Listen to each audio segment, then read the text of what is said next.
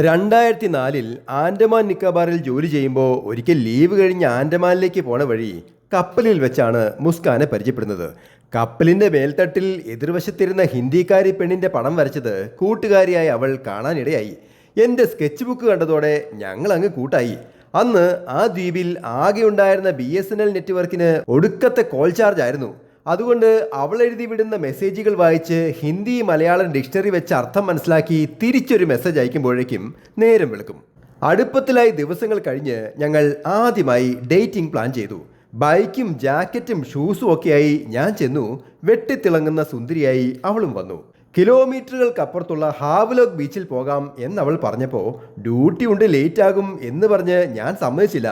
ഇടയ്ക്കൊരു മഴ പെയ്തപ്പോൾ അവൾ റൊമാൻറ്റിക്കായി പറഞ്ഞു നനഞ്ഞു പോകാമെന്ന്. നനഞ്ഞ് പനി പിടിക്കില്ലേ എന്ന് പറഞ്ഞ് ഞാൻ അവളെ ഒരു ബസ് സ്റ്റോപ്പിലേക്ക് കൊണ്ടുപോയി. മഴ മാറി അടുത്തുള്ള ഒരു ചെറിയ ബീച്ചിലെത്തിയപ്പോൾ കൈ കോർത്ത് കാൽ നനച്ച് നടക്കാം എന്ന് പറഞ്ഞപ്പോൾ കാലിൽ മണല് പറ്റും എന്ന് പറഞ്ഞ് ബീച്ച് കാണിച്ചു കൊണ്ടുവന്നു. വരുന്ന വഴി ബിരിയാണി കഴിക്കുമ്പോൾ ഫലൂദ വേണമെന്ന് അവൾ പറഞ്ഞപ്പോൾ ബിരിയാണിയുടെ രസം പോകും എന്ന് പറഞ്ഞ് ഞാൻ നാരങ്ങ വെള്ളം വാങ്ങിക്കൊടുത്തു. ഡേറ്റിംഗ് കഴിഞ്ഞ് അവളോട് യാത്ര പറഞ്ഞ് റൂമിലെത്തുമ്പോൾ എനിക്കൊരു കുറ്റബോധവും തോന്നിയില്ല. തൽവീന്ദർ സിംഗിന്റെ ബൈക്ക് സമയത്തിന് തിരിച്ചു കൊടുത്തില്ലേൽ അവൻ മേലാൽ താക്കോല് തരത്തില്ല. മഴ നനഞ്ഞ് ജിമ്മൻ റാണയുടെ ജാക്കറ്റ് നനച്ചാൽ അവൻ എന്നെ പഞ്ഞിക്കിടും.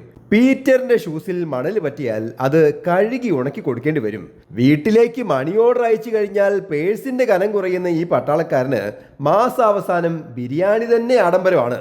അപ്പോഴാ അവളുടെ ഫലൂഡ. പടം വരച്ച് വീഴ്ത്താൻ എളുപ്പമാ, ഇതിനെയൊക്കെ കൊണ്ടു നടക്കാനാണ് പാട്. ഉള്ളത് പറഞ്ഞാൽ മുസ്കാൻ അവളുടെ പാട്ടിന് പോയി. Happy drawing, Saneesh Divakaran.